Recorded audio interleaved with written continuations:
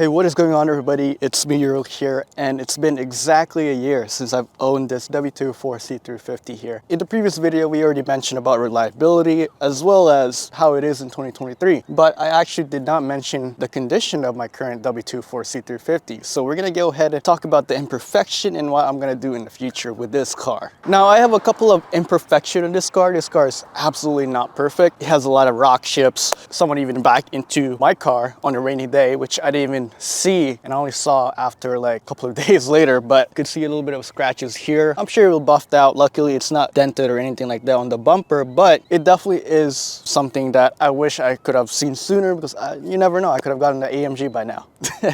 The second thing also is when I was at the car wash, I accidentally ran a curb and hit one of my lips on my bumper. And that was absolutely just stupid on my end, because I should have seen it coming, but this was the time when I just got my wagon and I was pretty much used to the height of the wagon, which was a lot higher than this car. Another thing that is also my fault are the curb rashes. Now, this car came with 70,000 miles when I got it. Now it's almost like 110. So this car was almost mint, especially for its age. And so it did not come with any sort of curb rashes. Well, this side doesn't have the curb rash, but on the left side as well as on the back right rims, they are pretty much urialized. Basically, I've curved them. The first week I got this car, I actually curbed the rear right, which was just stupid. I was at a gas station and car is a lot bigger than the Audi B7 that I had. Maybe someday I'll probably fix them up, get them back to the original shape. Looking at it right now, I think I'll just leave it as is. It's a daily, it's not really a show car, right? Another thing that's not perfect with this car are the body panels. Before I owned this car, in the Carfax report, there are a few accidents recorded.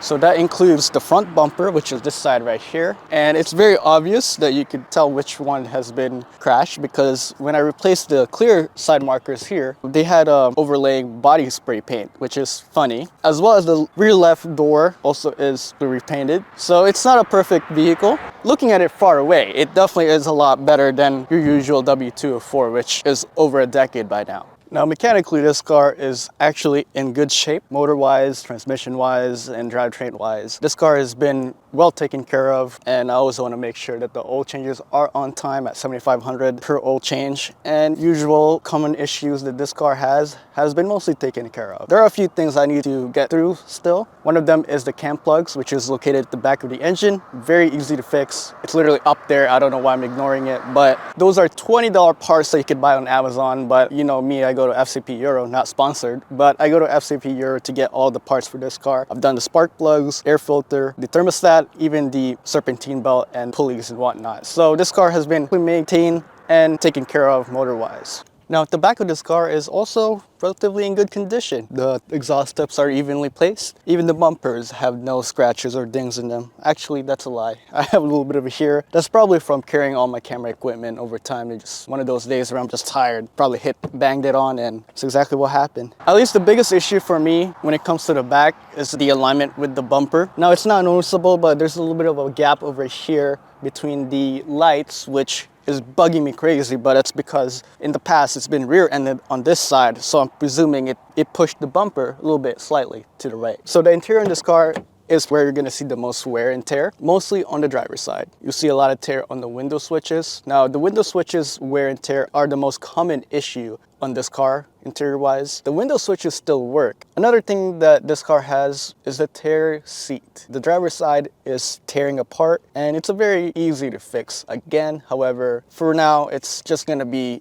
this, because I mean, I'm averaging 30,000 miles a year, so if I buy a new one that's MB Tex, it's still going to tear apart again. It's one of those things that it's either, is it better to just replace it or just keep it as is? And in my opinion, I resorted to just keeping it, because it's really not worth replacing something that's bound to fail again. Now, another issue with this car is the headrest. So the headrest on this car, on the passenger side at least, fell off. Now, they have a really interesting feature where when you get rear-ended, it's some sort of whiplash protection on the headrest. It's made out of plastic, so over time, it would just crumble. I have a belt holding the whole thing. The replacement is about $130 on eBay. Now, the back on this car is practically brand new. The interior on the back is very, very clean.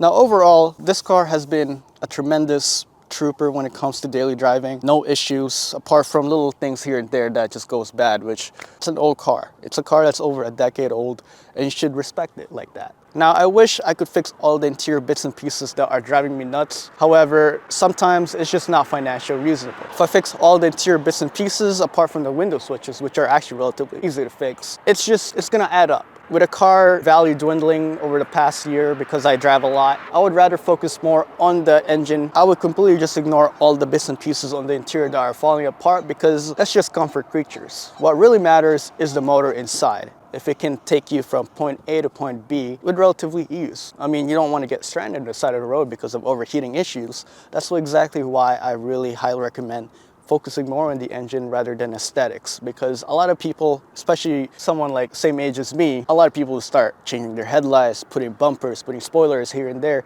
But in my opinion, you need to focus on the motor first before you can do all those. At the end of the day, they're gonna complain why these Mercedes vehicles are unreliable because you completely ignore the fact that maintenance is more important than aesthetics. This car has served me pretty well for the past year, and I'm really happy that I actually own this car. I have no issues with it so far, and to be honest with you, I'm really, this is one of those cars that just gave me hope for German engineering, because when I had my Audi, it was such an unreliable piece of shit that I just wanted to throw it off a cliff. It was that bad. And no matter how much oil change I did, oil leaks just keep coming in. Bang, bang, bang. It was a money pit. Now the new A4s now with the B9, they're relatively reliable, but that first generation 2.0 liter turbo was just an absolute nightmare. But regardless, with this car, it gave me an idea that German cars can be very reliable. Although, I mean, it's not perfect. It has a little bit here and there that are meant to go wrong over time, and I'm not surprised. I mean, the thermostat was the biggest one that failed so far, that caused an engine light, but it was a 2-hour job, and I did it on time for $100 at FCP Euro, and it completely fixed it. And I have no issues so far. It's been smooth sailing. I drive this car to Pennsylvania, to Virginia, even to New York, upstate New York, and it's been an absolute trooper. The biggest thing I can see this car failing is the suspension, because I drive a lot. That means the link, sway bars, whatever, control arms are bound to fail, and I'm not surprised if they do. Anyway, I hope you guys enjoyed this quick video of my 1-year anniversary with the W204 C350, and I can't wait to see what happens next year. See you guys later. Peace out.